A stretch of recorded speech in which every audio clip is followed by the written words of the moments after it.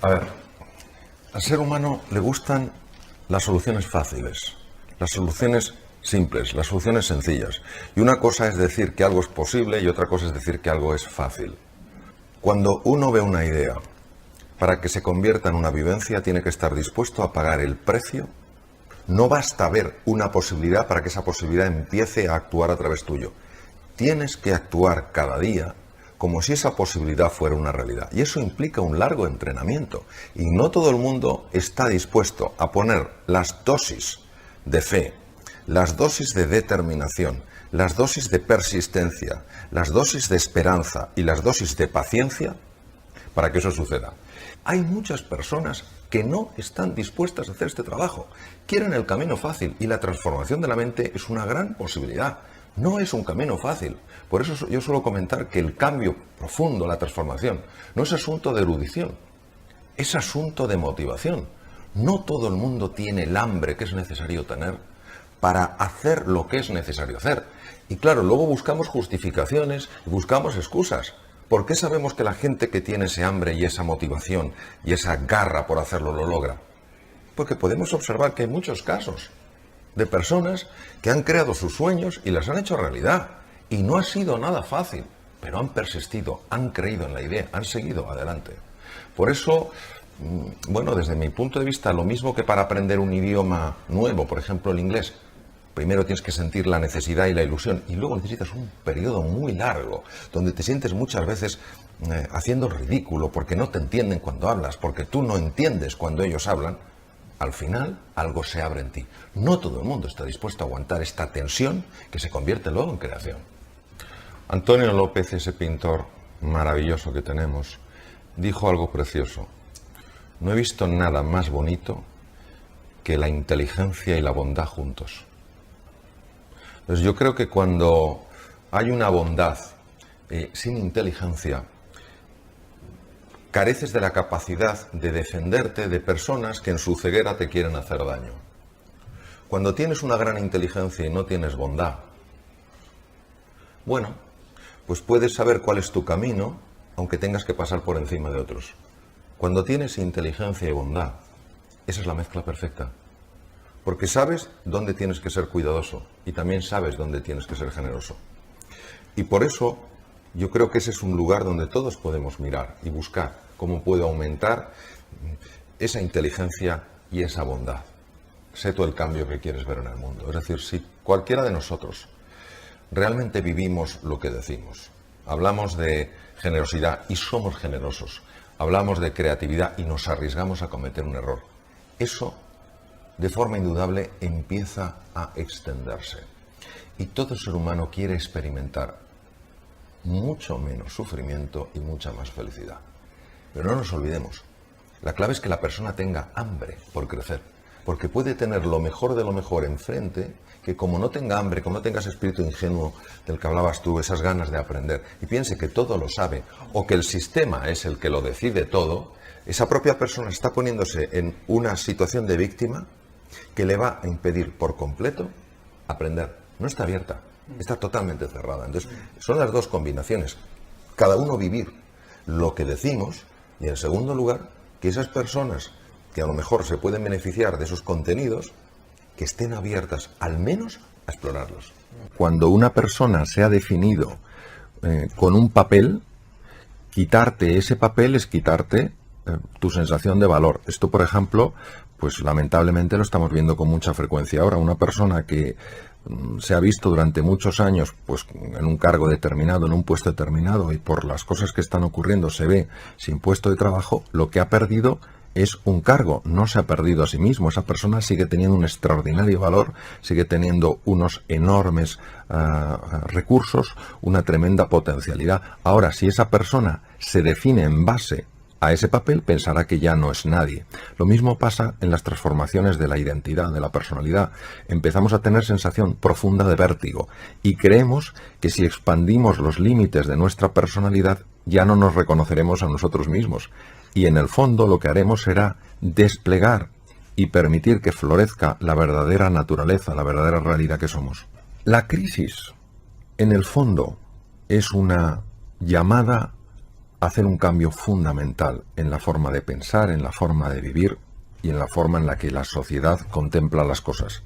Lo que ocurre es que dependiendo de la forma en la que nosotros valoramos esa crisis, vamos a obtener un resultado u otro. Por ejemplo, si una persona ante una situación de crisis, una situación de dificultad, una situación de inflexión en su vida, lo valora como una oportunidad para hacer un cambio fundamental en su forma de comportarse, en su forma de moverse, en lo que sea, en ese momento esa crisis le va a ayudar a explorar un campo nuevo.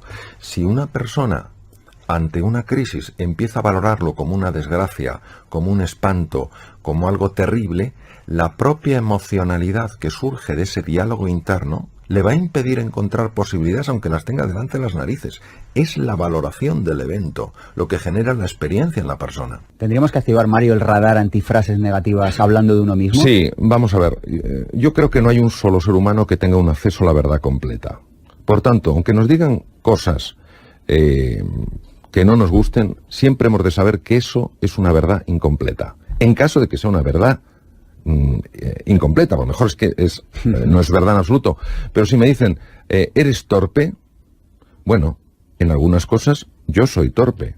En algunas cosas yo soy torpe. Yo, por ejemplo, muchos deportes no se me dan bien. Como cirujano jamás he sido torpe. De hecho, he tenido una enorme habilidad como cirujano. Entonces, hay que diferenciar. Oiga, la torpeza, usted no me meta en un paquete global todo. Es que eres corto. Yo en algunas cosas, pues puedo ser bastante corto. Para ciertos aprendizajes, a mí me cuesta una barbaridad. Otros aprendizajes, vamos, soy rápido como un guepardo. Entonces, nunca tomar lo que nos dicen los demás como la verdad completa, porque no hay nadie que tenga acceso a la verdad completa. La realidad es infinita y la verdad siempre es un juicio de la razón. Nosotros hacemos nuestra mejor aproximación a la verdad. ¿Qué ocurre? Que hay muchas personas perdón, que se han creído ciertas cosas y el problema es que no paran de repetírselas. Entonces, generan ellas mismas a través del inconsciente las condiciones para que eso se cumpla. La profecía autocumplida. Exacto, claro.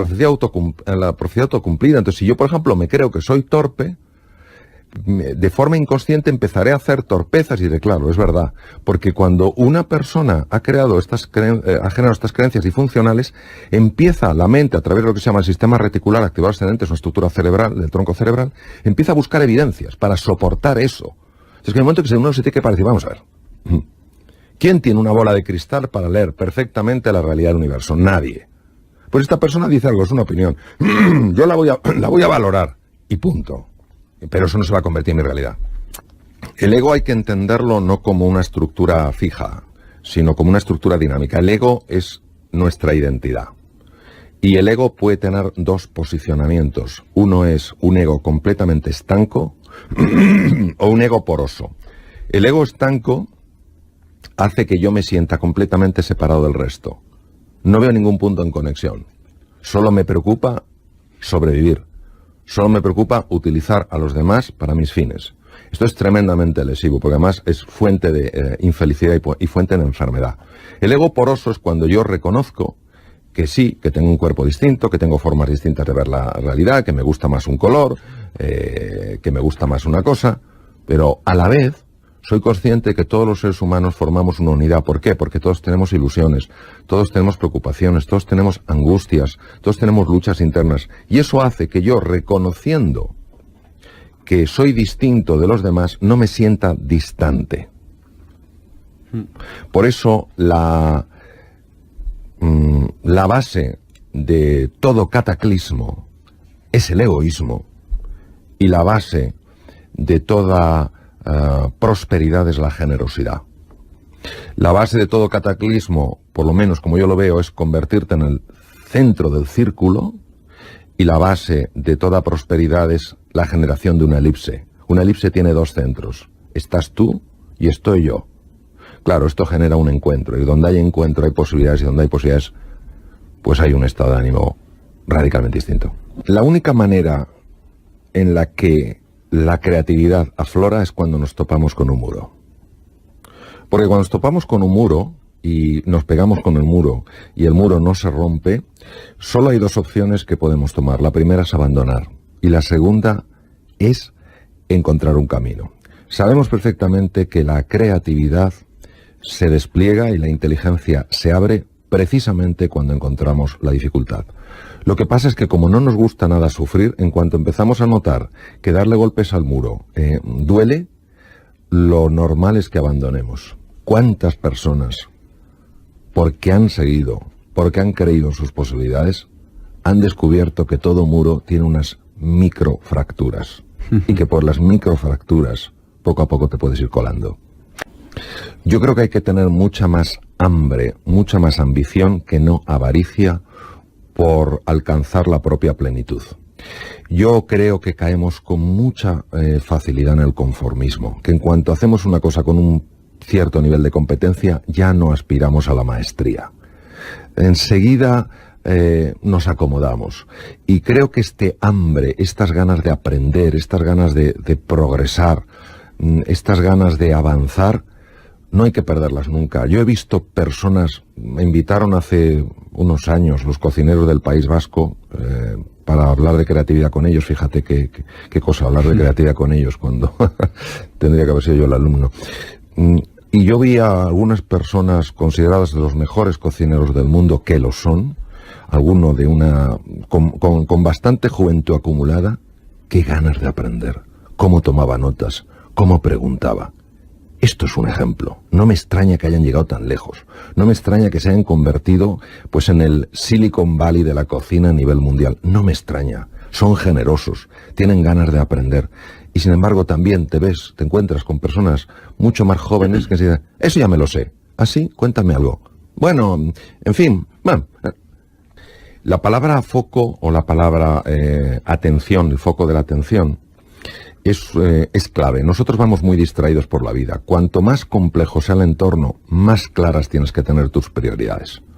Cuanto más difíciles son los desafíos, más anclado tienes que estar en tus valores. Eso es el foco. El foco es no dejarte distraer por cosas que son irrelevantes. En cirugía es fundamental tener foco. En la vida es fundamental tener foco. Tener foco es decir sí a lo fundamental. Y obviamente para eso hay que decir no a lo que no es fundamental. Cuando nosotros nos encontramos ante un desafío, la mente tiene que hacer una valoración. Y la valoración es de dos tipos. Una, tierra incierta, tierra desconocida. Dos, tierra hostil. Si la valoración que hace la mente es tierra hostil, solo puede poner en marcha tres mecanismos. Ha sido así por muchísimo tiempo en la evolución de las especies. Uno, la agresión, otro la huida y otro el bloqueo. Pues hay personas que quedan estancadas en la agresión, se sienten amenazados por la vida, se sienten amenazados por los demás, aunque los demás no les estén amenazando, y eso hace que tomen posturas agresivas, estén muy irritables, tiendan incluso a ser personas violentas. Es una lectura errónea de lo que está ocurriendo. ¿Cuál sería la diferencia entre el estrés bueno y el estrés malo, Mario? Yo creo que es una gran pregunta porque la palabra estrés tiene un montón de connotaciones negativas. Hay que recordar que cuando usamos palabras, el significado de esa palabra viene dado por el cajón emocional que abre en nosotros. El estrés es un mecanismo sumamente complejo que lo que pretende es ayudarnos en ciertos momentos en los cuales nuestra capacidad de afrontar el reto que tenemos delante no es suficientemente adecuada. Tenemos dos mecanismos, el proceso del estrés pone en marcha dos mecanismos. Uno es un mecanismo llamado de supervivencia, que solo se activa o se tendría que activar cuando nos encontramos frente a una amenaza real.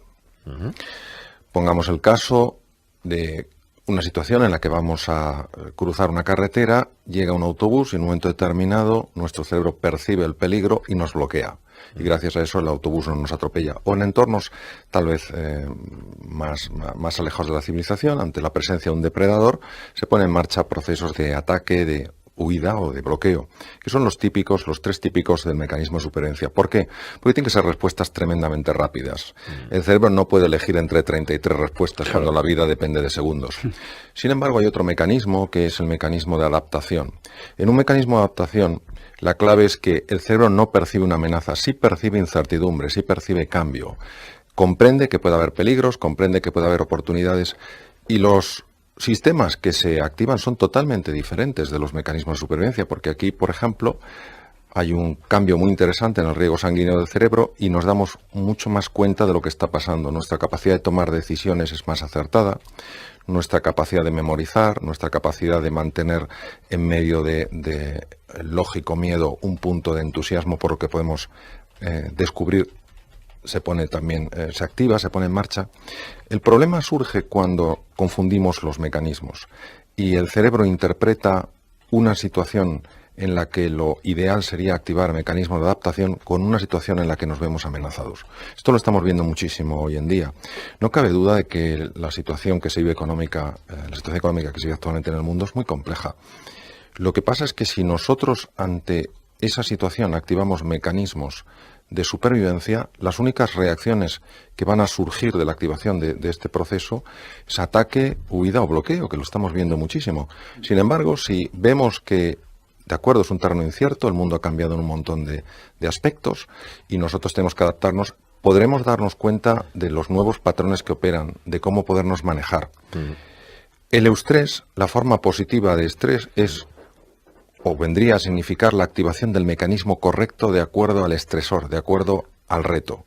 El distrés es cuando se ha activado un mecanismo que no es el correcto. Por ejemplo, si yo vivo permanentemente amenazado, en un mundo en el que, bueno, no es un mundo con una situación bélica, sino que es, pues, como puede ser una ciudad como Madrid o Barcelona, si yo vivo con la sensación de estar permanentemente amenazado, aunque no sea muy intensa, pero sí prolongada en el tiempo, ese patrón de alarma sostenido en el tiempo tiene un efecto incluso a nivel molecular. Ya se sabe que afecta a la genética, afecta a cómo los genes se expresan, y esto es muy importante que lo sepamos. Nuestras emociones ya es una cosa muy testada científicamente. Nuestras emociones afectan a la genética. Hay veces que pensamos que los genes pues son los que son y se expresan o no, pues dependiendo de cuál es nuestro genoma. No es así. Los genes tienen, digamos, interruptores que hacen on o hacen off. Un gen se expresa o no se expresa dependiendo de estos interruptores. Y sabemos que tanto los entornos en los que vivimos, el aire que respiramos, la alimentación y nuestro estado emocional afecta muchísimo a la expresión de unos y otros genes. Qué fuerte. Leo en tu libro, en Vivir es un asunto urgente, Mario, esta frase. Dice: para que un ser humano crezca, madure y evolucione, son necesarios tanto episodios de estrés como de recuperación. Y dices, las personas necesitamos respetar este tipo de oscilación. En una empresa o en una casa, cuando no se respetan estos episodios de recuperación, inmediatamente se entra en distrés. O sea, que parece que es adecuado que haya una oscilación. Sí. Si nosotros estamos permanentemente adaptándonos, es decir, si hay un cambio, inmediatamente otro cambio, después otro cambio, no hay un periodo de recuperación. Hay que tener en cuenta que cuando el organismo se enfrenta a una situación nueva, tiene que hacer un movimiento, una transformación en todo su metabolismo, en toda su generación de energía, que es tremendo. Es como si de repente un coche le pidieras que actúe como un Fórmula 1, que ponga sus ruedas a 1.000.000 de revoluciones por minuto.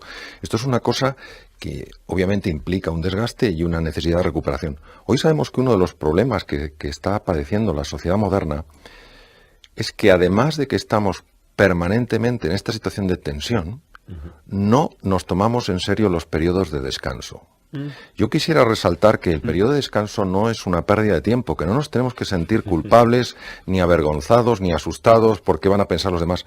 El periodo de descanso es como el sueño. Cuando una persona no duerme una media de 7 horas diarias, sabemos de forma clara que afecta a su sistema de defensa, que afecta al funcionamiento de su tubo digestivo, que empeora la memoria, que empeora la eficiencia. Pero muchas veces todo esto que no sea el hacer, lo vivimos como una pérdida de tiempo. Es absolutamente necesario que busquemos espacios a lo largo del día, sencillamente, son 4 o 5 minutos, dar un pequeño paseo, oír algo de música, cerrar los ojos, algo para recuperarnos, es imprescindible. Si una persona no busca estos periodos de recuperación, automáticamente el organismo se resiente.